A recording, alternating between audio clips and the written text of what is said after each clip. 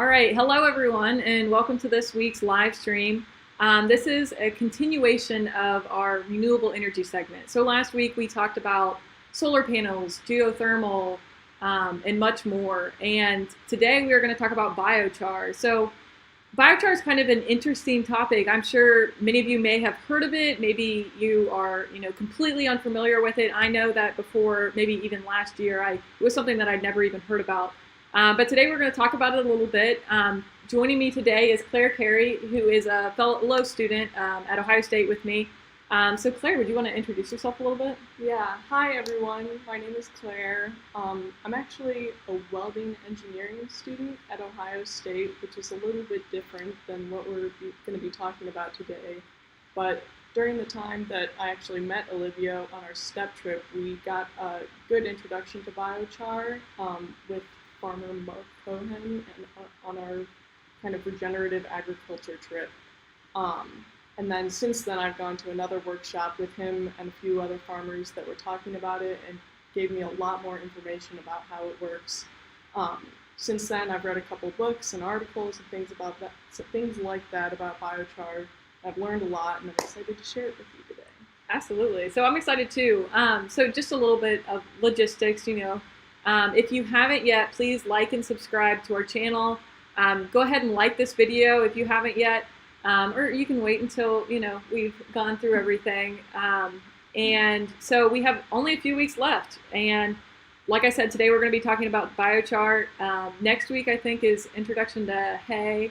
The following week is agroforestry. And then we're going to be doing our wrap up. So we don't have very much longer left, but I'm excited for those of you that have tuned in every week.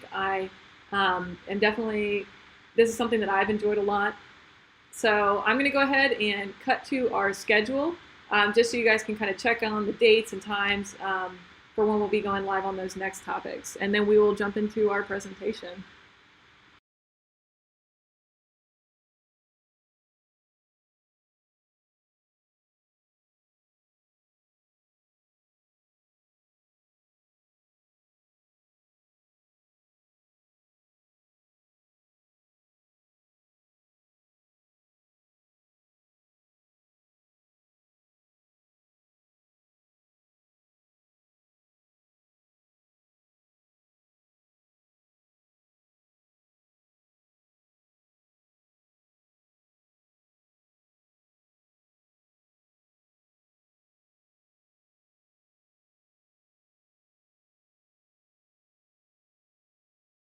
I'm going to take it away on our biochar PowerPoint.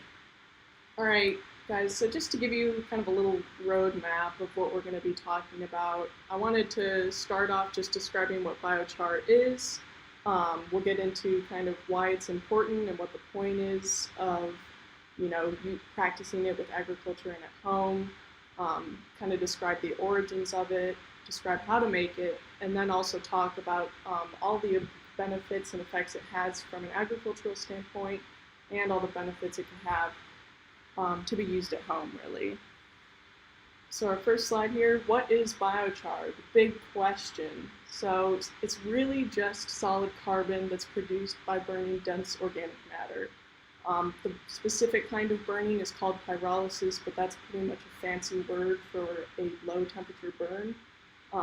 It can basically be made out of anything that is kind of a dense organic material like wood or beets is a good example that comes to mind, nuts, animal waste, things that are kind of tightly packed with carbon versus things like leaves or stems that are kind of flimsy and light, aren't really conducive to making biochar. And it's, what else do I have here? It's a diverse material that you can use in agriculture and in your home. It has a lot of different benefits, mainly porosity. That's kind of like the big thing that it can do that like kind of ties into all of the benefits that it holds, both with like microorganisms and nutrient sequestration and water sequestration, and we'll kind of get into that later. It's also a fuel. If you think about it, burning to make biochar produces heat, and that heat can be used. And we'll kind of get into all of these things as we go along. So what is the point of biochar? Why is it important that we have this pure carbon material that we make from wood and other organic material? The big one is sustainability. So in kind of the grand scheme of things, we're looking at a material that kind of closes the loop in terms of producing power, producing something that's useful for your soil, and then something that doesn't generate any waste or very minimal waste in the form of smoke and ash, and then something that you can utilize in your soil that decomposes and then grows into trees that you can cut down and make biochar again. So it kind of, there's like this big loop that's kind of being formed that biochar plays a part in, and I think that's kind of, it's how it fits into whole farm planning. Along with the sustainability, there's kind of an ethical responsibility we have to kind of take care of the earth. Humans don't have to have this terrible, degrading role, which I'm sure all of you feel in tune with. You want to take care of the earth, you want to benefit it, and biochar is kind of this material that you can use that, does that. We can kind of create this image of abundance with biochar. So I kind of wanted to mention like a few examples of like restoring and supporting, that we can do that kind of are important for biochar. So like an example of restoring would be protecting endangered species or removing invasive species from woods, and examples of supporting would be like controlling plant competition and building up soil quality. So while there are other roles that you can do kind of in whole farm planning, like removing invasive species, then there are things you can do to support it, and biochar kind of fits into that supporting role. In modern society, we can't really eliminate all the ways that we can degrade, all the ways that we do degrade, the earth. Like everybody drives a car, you might fly a plane, you use electricity that burns on coal. But if we can negate those sources of degrading the earth by building it up, by sequestering carbon, then we can kind of get to that carbon negative, right? Mm-hmm. Carbon neutral kind of way without having to take away, the things that are useful to us, like driving. You can drive your car and then you can burn some biochar and put your biochar in the soil, and so your net is neutral, and that's kind of, what the goal is, So that's why I think biochar is really important to kind of contributing to that goal. It's one of those steps. So this is not new. I know to me and to Olivia, this was new, like last year. We didn't really know anything about biochar, but it's been around for a really, really long time. I actually have 2 books here. One is Terra Preta, and one is The Biochar Solution. Just to give you a good little glimpse, these are 2 of the great books that I've read that kind of talk about biochar. Terra Preta actually describes soil in the Amazon all the way back to the time of the Amazonians, where they would do concentrated burns in little areas of the Amazon to build up their soil quality, and they did it for centuries. And when scientists found it today, it's like this rich humus soil that's great for farming. And so even all the way back then, they had kind of tapped into this idea that if you burn a plot of land and you burn organic material, it will build up the soil quality. And so it's kind of funny seeing these, 3-foot deep pits of like rich soil in the middle of the Amazon. That's, the soil is so degraded there because everything is using it.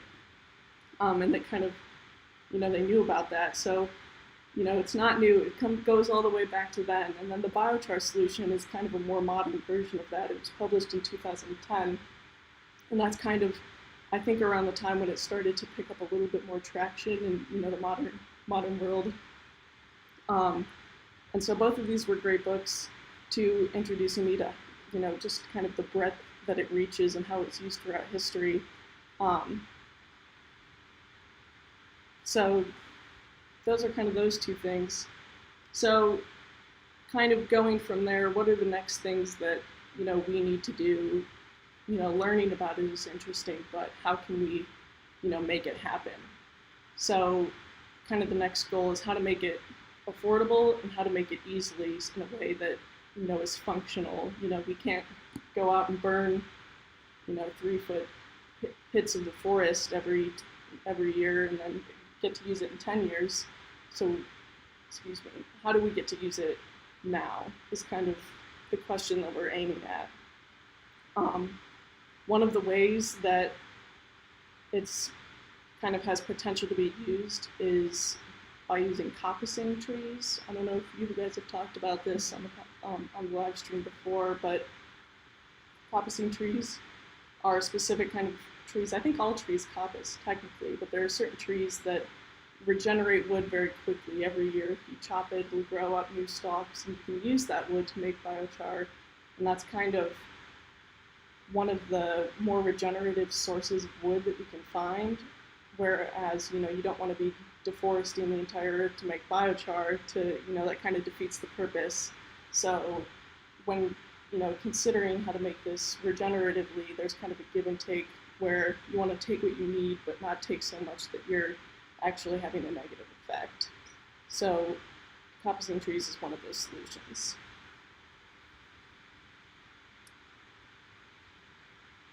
Yeah, that's all. That's all I want to say about that one. Okay, cool.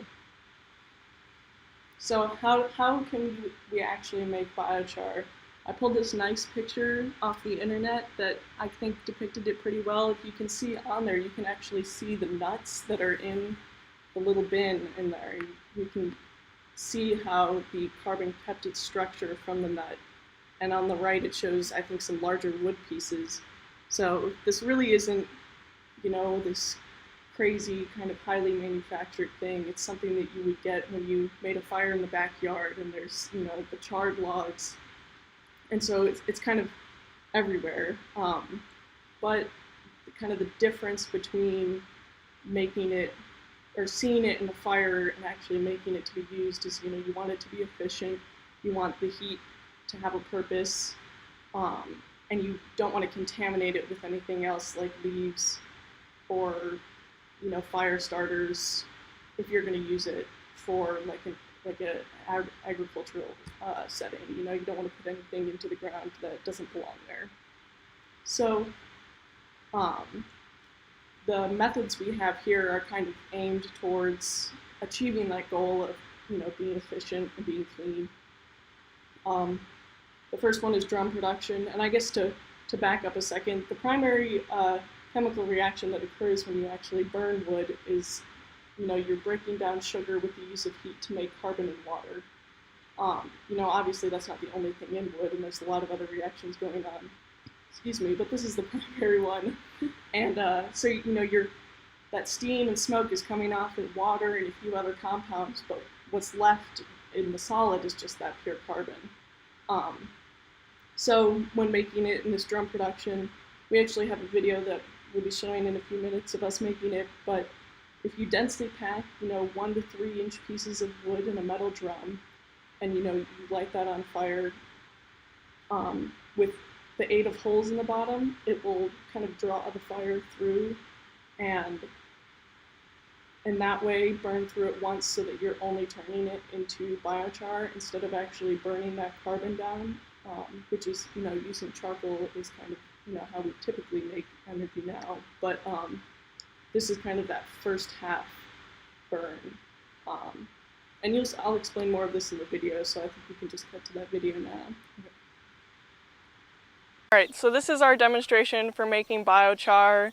The first step that you want to take when you're planning to make this is kind of both the volume you want to make and the type. So for our purposes, we're just using a rudimentary system to show you all how to do it.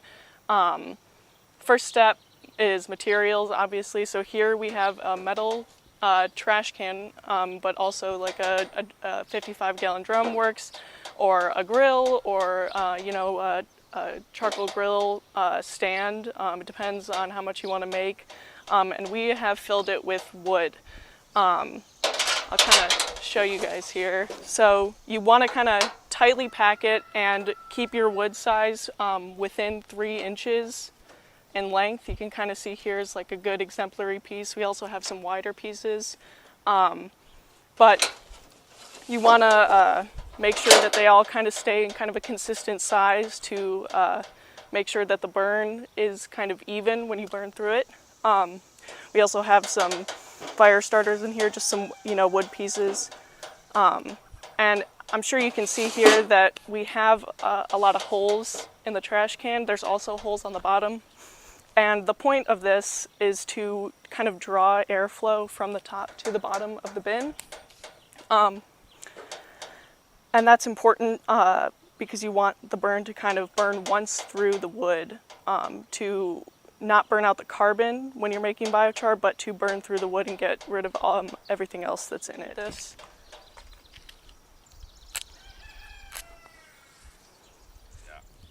So now we've started our fire. And this is going to burn for about an hour and a half for the amount of wood we have. Going up in size, you're going to go up in time. But the important thing that you want to remember is that you're trying to only do what I call the first half burn when you're burning wood. So you want to turn it into charcoal, but you don't want to burn that charcoal because that charcoal is biochar. Like I mentioned before, also this is kind of a rudimentary system, and you can kind of mix and match the complexity of the system to your liking, but the important thing that you really need is just to have the airflow that's going through the bottom. This can be, little cutouts in the bottom of a bin, or you can, attach a valve that you can actually open and close to control the fire. And the other thing is you can add another cylinder on top of this fire, or square, or whatever you're using, and that can reduce the smoke that's coming out of the fire. It'll actually kind of go through this secondary burn of the smoke as it leaves the bin, and it just contributes to this whole system sustainability of trying to reduce emissions and improve the quality of soil.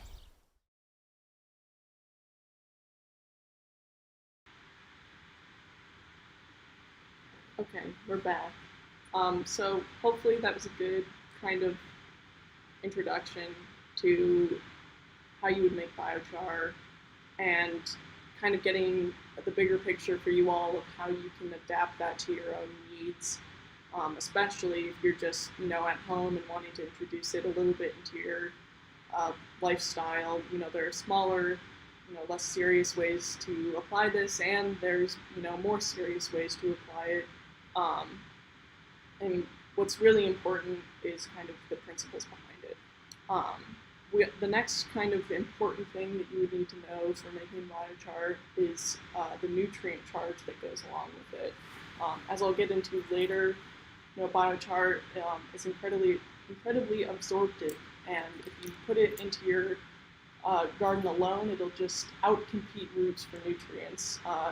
And I'll explain it later, but really what's important to do is to charge the biochar with nutrients before it goes in the ground. And there are a couple of ways to do that. The way I'm going to show you today is a water nutrient charge. So you're taking 2 bins, and with one bin has water and nutrients, one has biochar, and you're basically just filtering the water through that biochar so that the nutrients come in contact with the biochar and bond to it, and then you can get rid of the water or let it evaporate off, and then you have nutrient charged biochar, so you can get in there too. All right, so now we're going to do the nutrient charge demonstration, and this is also a pretty rudimentary system that we have here that you can kind of mix and match and make more official, depending on your needs. But kind of the basic logistics of the system is a tub filled with water, a tub filled with biochar, and then we have a 9-volt pump down in here that's bringing the water up through into the biochar, and then we have a small overflow hole right here that's going to discard the extra water back into our water bin. So in this water, to actually charge the biochar, we've just added this Pure Blend Pro 324 fertilizer. It's meant for hydroponic systems for this purpose. You can also use any kind of minerals that you want to add to your soil or whatever the plant that you're planning to address needs. And then this is about 2 gallons, and we've added 2 teaspoons of this. And that's kind of your basic setup. There's obviously, more official ways to do this, but we're just going to get started here. You want to let the water flow through a couple of times here through the biochar, just to make sure that the nutrients actually bond with the carbon in the system. And just let it run a little bit here. You can see water goes into the system, flows out the bottom. Hopefully we won't overflow here, maybe a little bit.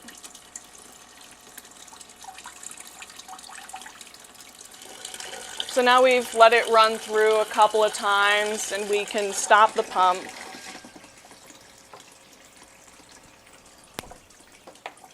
And let the excess water drain out, and I'm going to detach my water tube. Works best to have a container with a lid. Just makes it a little bit easier to drain all the water out.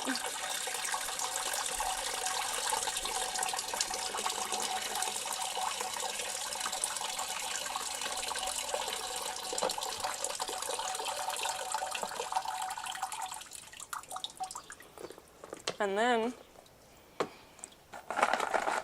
you have your charged biochar. It's in addition to the nutrients that are in it, it's going to have be soaked with water as well. That's one of the benefits of biochar, is its porosity, and this is ready to be spread on a field.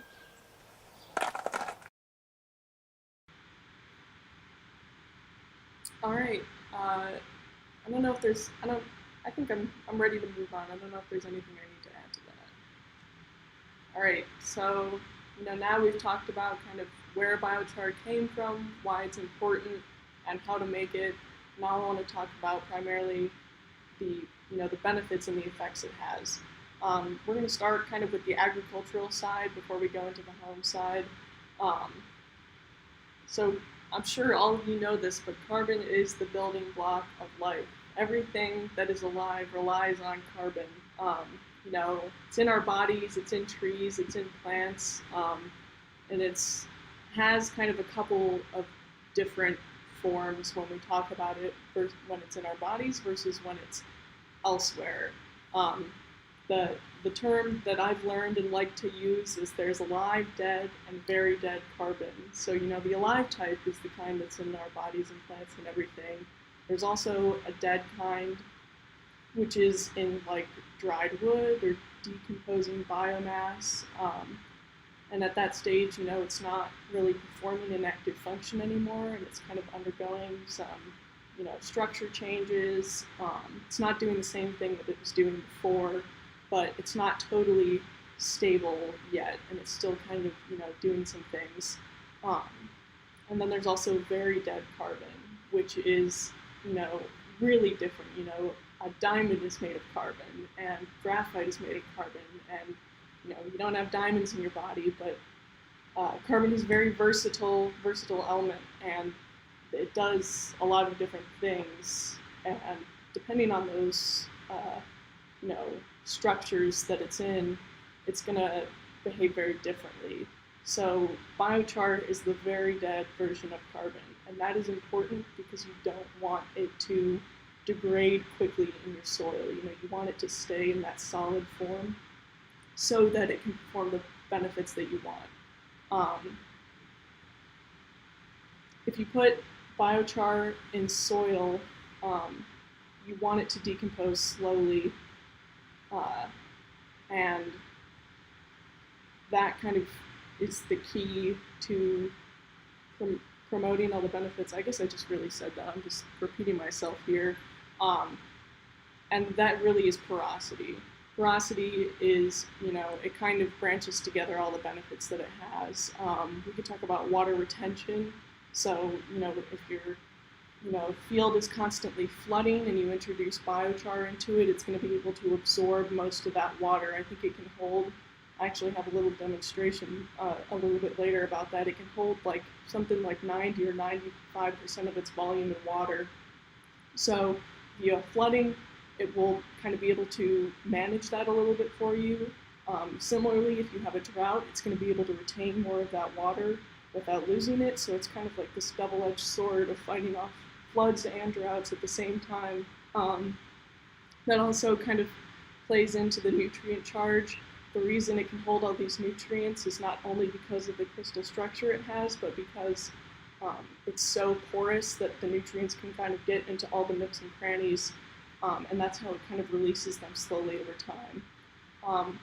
A little science geek out for you. The reason that that nutrients can even attach to carbon, and the reason things so readily attach to it of all different forms, is that carbon has a lot of available seats, I call them, for electrons. A single carbon atom has, in its second valence shell, that it looks to receive electrons from. It has 8 spots, but because carbon's atomic number is only 6, it has 4 open spots in that valence shell, and that's a lot.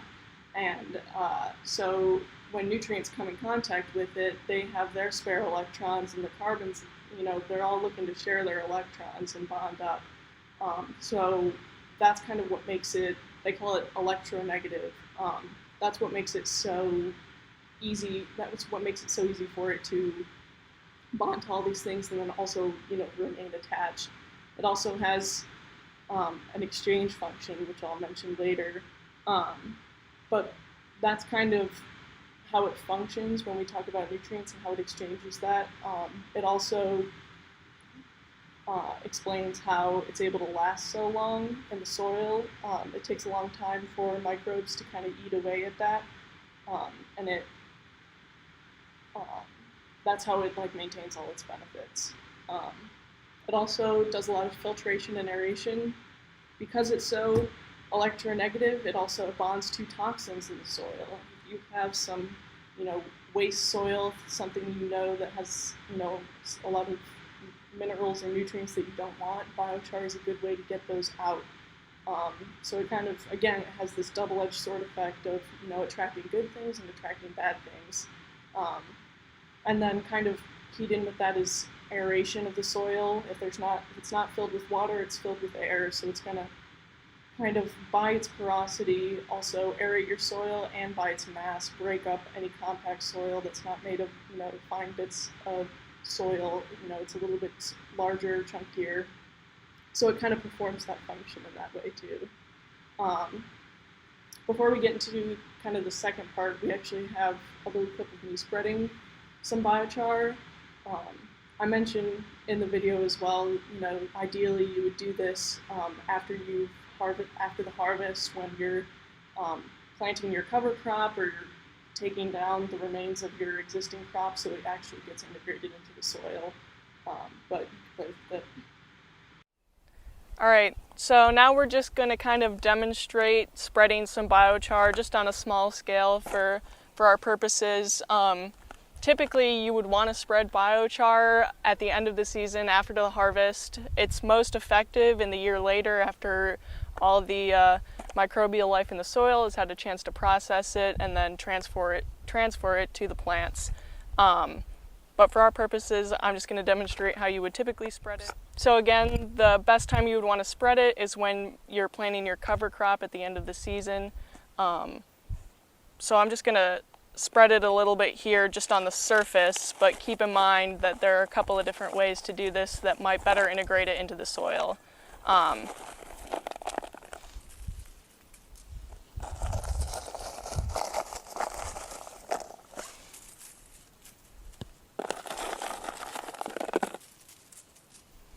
Another thing to note is the size of the biochar that you're adding. You want it to be, small enough that it's going to actually amend the soil in a positive way and not just be a clunky chunk in the soil that's going to block root growth and other things. It's most effective, at about this size where it can absorb water and share nutrients while also kind of loosening the soil and improving its quality.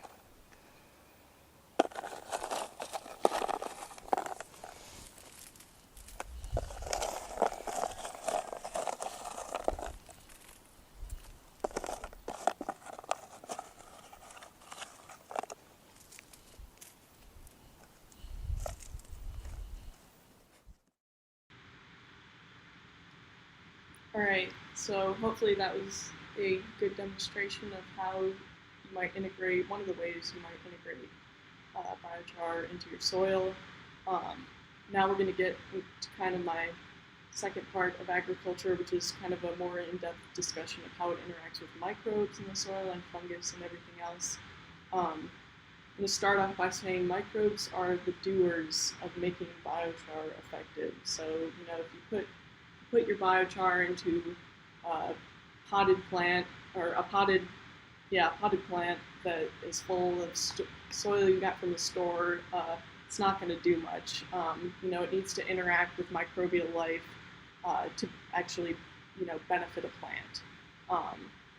As these microbes, they eat the carbon, they eat the nutrients and exchange that with each other or some fungus or with the roots of the plant, they make it available and exchange it with the plant in that way. So that's kind of the way that it's going to be beneficial, and that's why microbial life is so key to making this effective and key for soil in general. There's kind of some interesting things about fungus that it does, in that mycorrhizal fungi will, or not mycorrhizal, excuse me, mycorrhizal fungi are on the roots, right? Mm-hmm. Mycelial networks will travel through biochar and kind of use it as a road to get between different plants and through the ground, which is, kind of funny, that they have this soil to go through and they choose to go through the biochar instead. I think for the stability of it and for the nutrient availability, it's kind of like going into a gold mine and there's gold all around you. It's a great place to be. So it kind of has that funny behavior with them. One of the cool things that carbon can do to exchange nutrients with microbes is, in the same way that it wants 4 electrons in that valence shell, if it can't get that, another option for it is to give away 4 electrons to empty out its valence shell and move down to the next one. So if there are nutrients that don't have a complete number of electrons on them, the carbon can actually, it's called cation exchange, as you can see there on the slide. It will kind of give up those electrons to the nutrients around it so that they can become more available to microbes to eat and then get to the plant. So, I keep coming back to this double-edged sword. It can give and it can take, which is pretty interesting. And then I wanted to kind of touch on how all of this plays into forest management. I kind of mentioned earlier with the coppicing trees how that's kind of a sustainable way to collect wood to be used for biochar, to stoke the fire, amend the soil, collect the waste. But forest management is kind of an intersection in that piece where if you don't want to use coppicing trees, you can simply manage a forest and use the I think a lot of forest management is getting rid of smaller trees, getting rid of invasive trees, kind of trying to either thin out a forest or, introduce native species, that kind of stuff. And with all of that kind of waste wood, quote unquote, you can make biochar with that and kind of, bridge that gap between 2 areas of whole farm planning where, you want to manage your forest and you want to introduce biochar, and now you have a source for that biochar and a way to make it, and then you can put it into the soil, and it's kind of, you know, part of this closing the loop.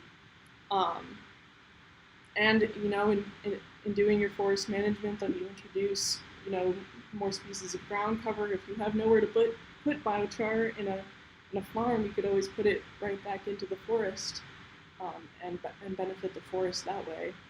I think, yeah, that's agriculture. Yeah, okay. And I want to talk about the homestead side too. I'm just thinking about, there's no, yeah, we're moving on to homestead. Oh, you're already there. Okay, so aside of, you know, all these ways that it can, you know, fit into a farm and a forest, and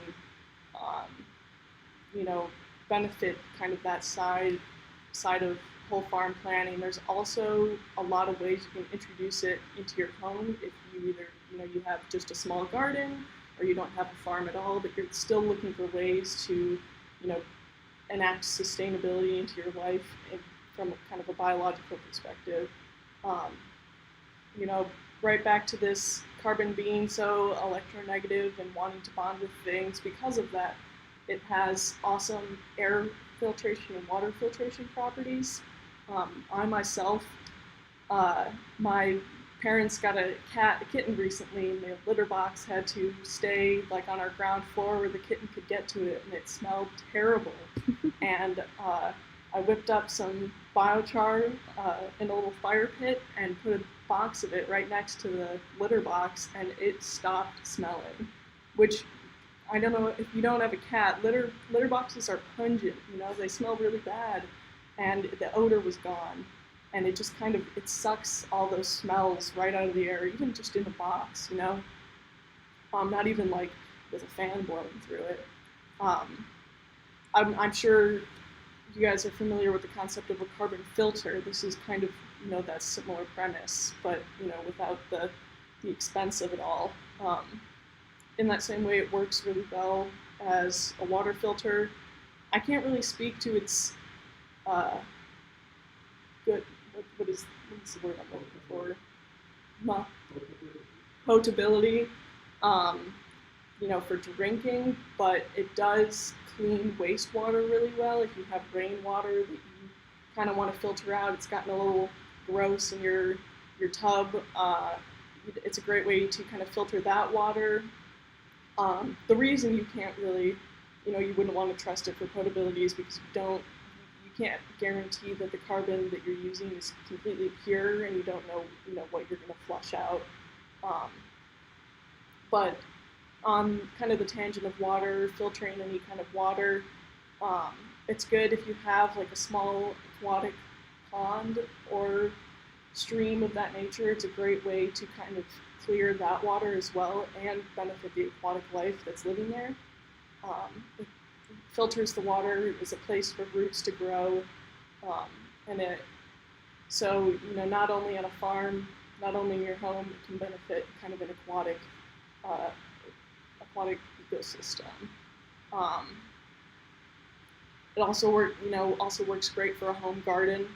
You know, you don't have to introduce it on this large scale from a metal drum into a giant farm. You can just take the charcoal from your fire pit and put some fertilizer in it, and then throw that in your garden, and, you know, make your tomatoes grow a little stronger. I'm thinking about my waste, my biggest point. Oh my gosh!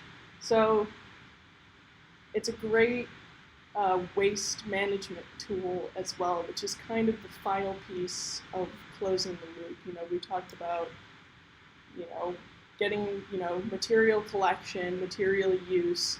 Now, how can it be used to manage waste, and then also kind of go right back into this loop of becoming a raw material again? So this is kind of its final form, if you will, is that you can kind of mitigate waste smell and collect waste with biochar, specifically urine. One of the demonstrations that I saw at the oh my gosh, the workshop that I went to was that they filled a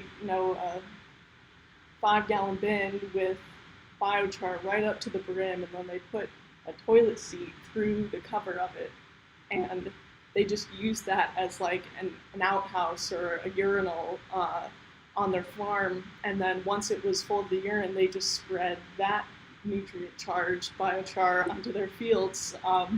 Because urine is a waste, but it's good for your plants. It has a lot of nutrients in it that your body doesn't use. So it was kind of a funny way that, like the waste eliminated, just like that. It was put right back into the system, and that loop was really kind of closed. To a lesser extent, you can also use it for feces and things like that. It mitigates the smell really well if you have an outhouse or a compost toilet. It absorbs the smell, it absorbs some of the mess of it all. I can't speak to how well that would go for using that in the field, but it kind of absorbs all the toxins in it, and it kind of mitigates that waste in that way, which is, great for your house. It doesn't smell so bad if it did, or doesn't smell so bad to get near it, and it's that's kind of this final piece of that loop and fitting it all together. And I think that might be my final point. Thank you all for listening to my presentation. I think we might go to a few questions. Yeah, absolutely. Thank you, Claire. That was an awesome presentation. Just to remind you all, I put in the live chat to ask questions. So if you guys are tuned in and you have some questions that we didn't answer, or if there's things that you're still wondering about or want more clarification on, please feel free to drop those in the live chat. Claire, when you were talking about the kitty litter box, in my mind, I was instantly thinking about you using the biochar as like the litter. And I was like, whoa. No. Yeah. It might work for that, honestly. Yeah.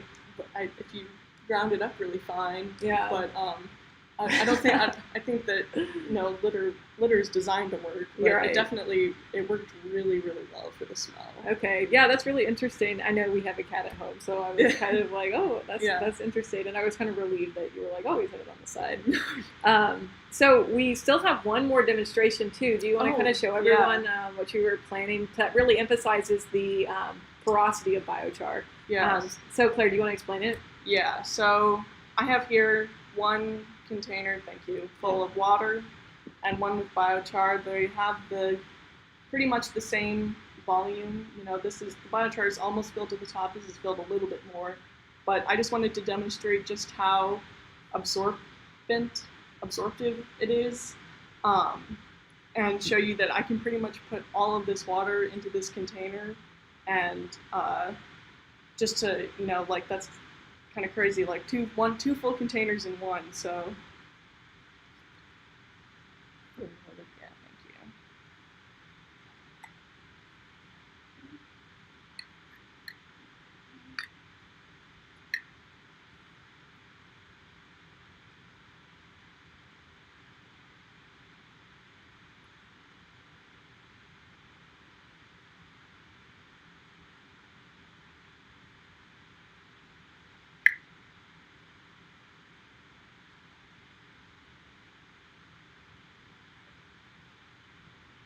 We'll give it a little bit. So far, we're here.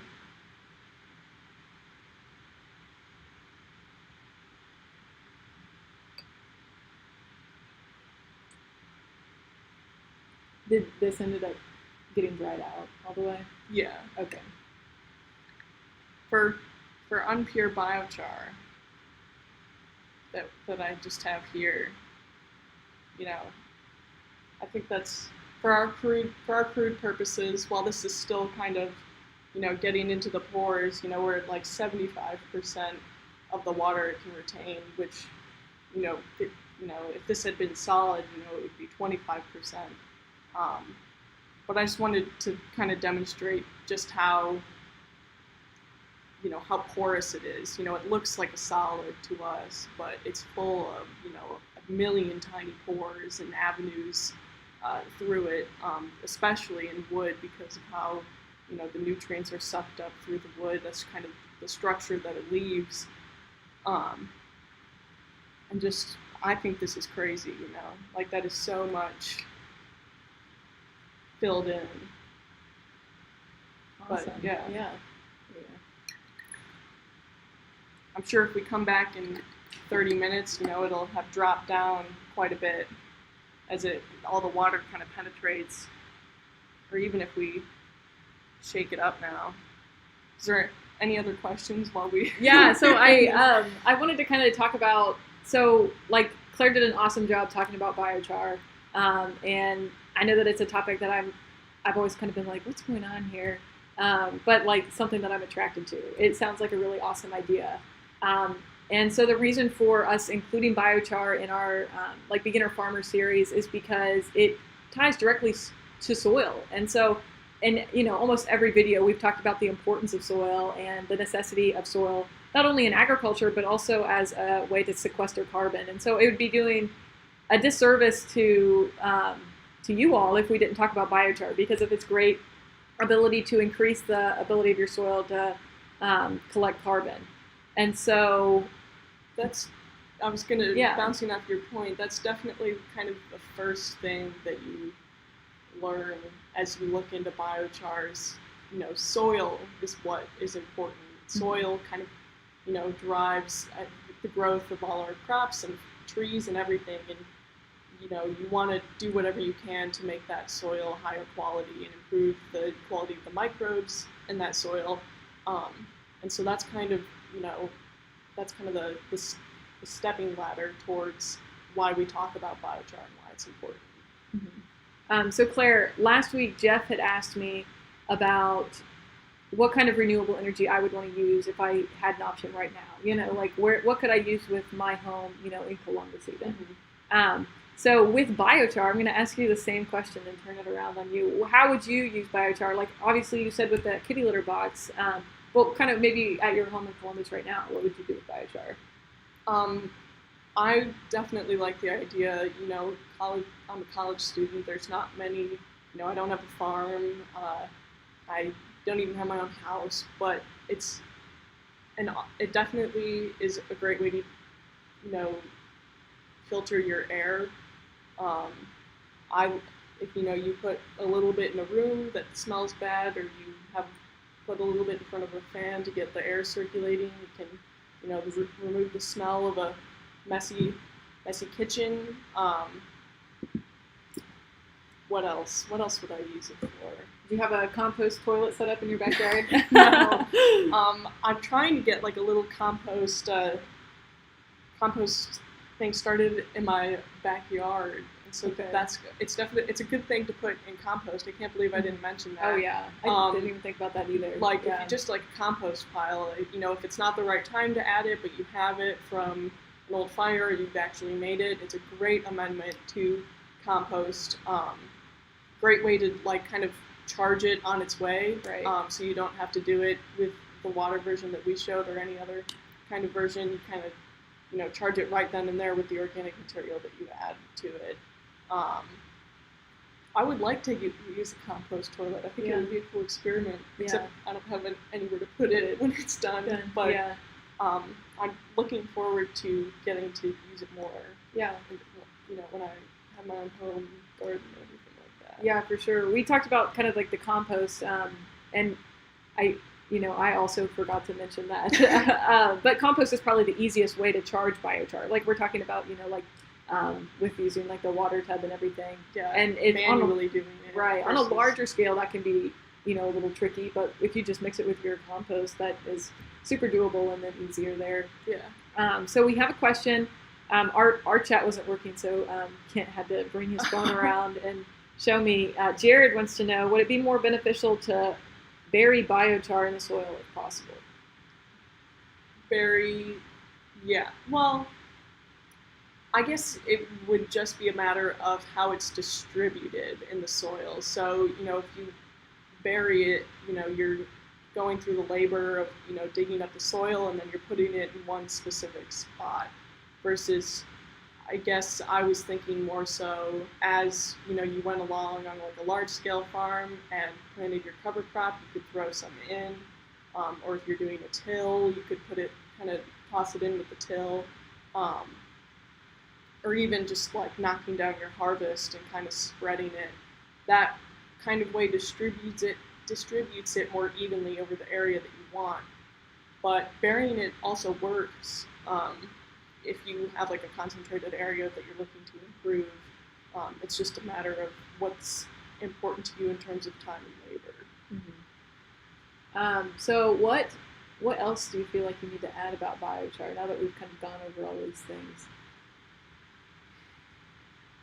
I guess I would just like to re-emphasize how, it kind of seems fringe at first glance, like this kind of weird, energy production that you use the waste and, but it's just wood, and it seems maybe wasteful or unfamiliar and not really scientifically backed, but it's really part of the bigger picture, and its benefits are reliant on this whole farm planning idea that all of these live streams are about,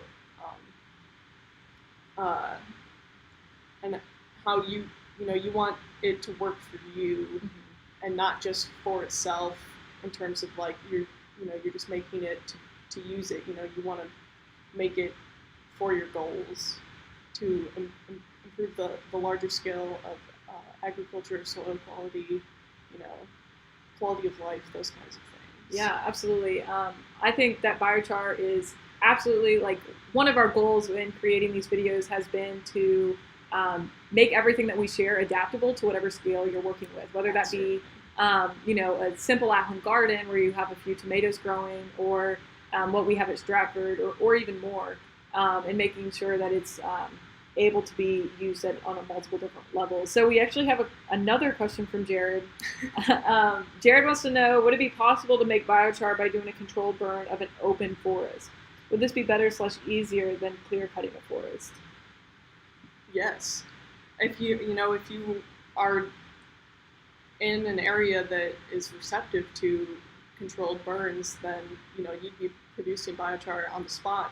And that's kind of what happens, or what happened in Terra Preta. They would do controlled burns in an area.